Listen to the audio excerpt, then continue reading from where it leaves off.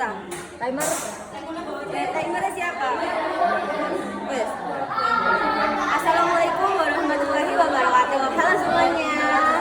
Perkenalkan, nama aku Mercelina Jawa Yudianti dengan NIM 25020074073. Di sini aku akan menjelaskan aturan bahasa Melayu Rendah sebagai cikal bakal bahasa sastra Indonesia.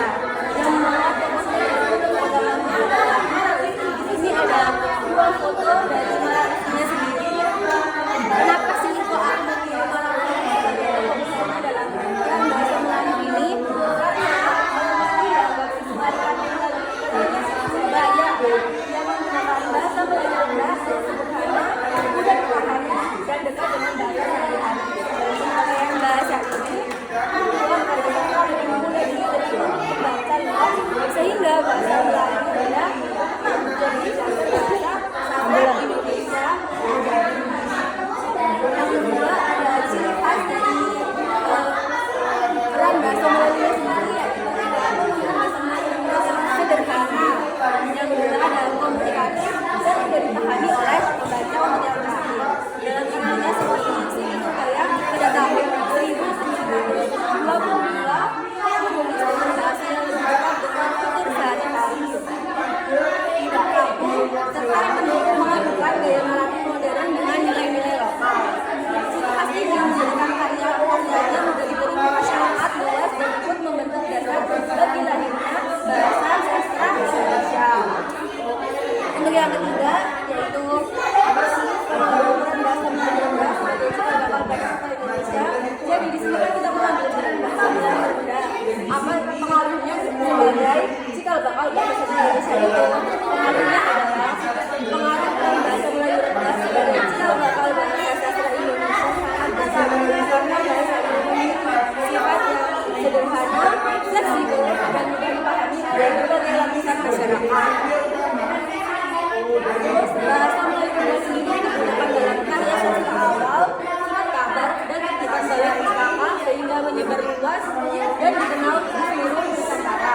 Sifatnya yang komunikatif membuatnya dapat diterima sebagai bahasa bersama, lalu berkembang menjadi bahasa sastra modern yang menjadi dasar lahirnya bahasa Indonesia sebagai bahasa kesatuan.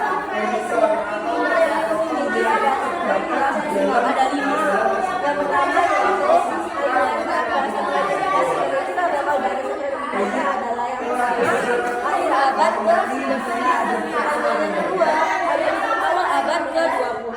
Yang ketiga ada di tahun 1922. Dan yang keempat ada di tahun 1928. Dan yang kelima ada di tahun 1932.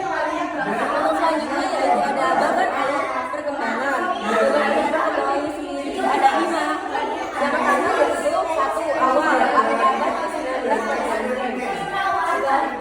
akhir abad ke-19 bahasa Melayu rendah luas sebagai bahasa komunikasi sehari-hari, terutama di perdagangan dan antar suku karena sederhana dan mudah dipahami. Yang kedua ada di abad ke-20 yaitu bahasa ini digunakan dalam media tertib, surat kabar, terus ada majalah dan karya sastra sederhana sehingga semakin dikenal oleh masyarakat. Dan yang ketiga munculnya balik pustaka pada tahun 1922 ini.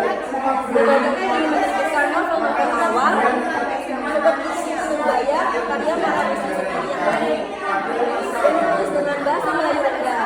Dari sinilah lahir bentuk awal bahasa sastra Indonesia. Dan yang keempat ada Sumpah Pemuda pada tahun 1928. Bahasa Melayu rendah yang tidak diangkat sebagai bahasa Indonesia menjadi bahasa kesatuan bangsa. Dan yang terakhir kelima yaitu perkembangan sastra modern di tahun 1930-an sampai ke atasnya, yaitu bahasa Melayu rendah berkembang menjadi bahasa sastra Indonesia modern dipakai oleh sastrawan generasi berikutnya seperti Ardi Cimpane dan Sultan Akhir Jabana. Jadi akhirnya bergerak dari bahasa pergaulan rakyat ke media tulis, lalu ke karya sastra dan bahasa kesatuan, lalu yang terakhir yaitu bahasa sastra modern. Karyanya sendiri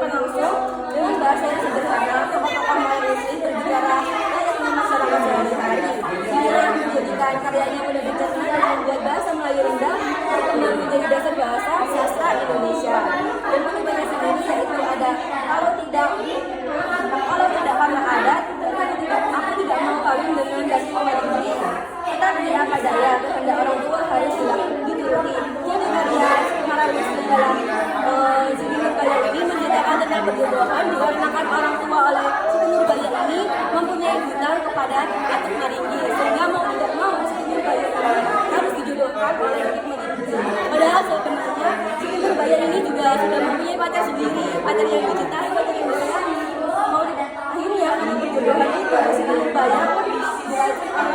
Nurbaya melakukan hal itu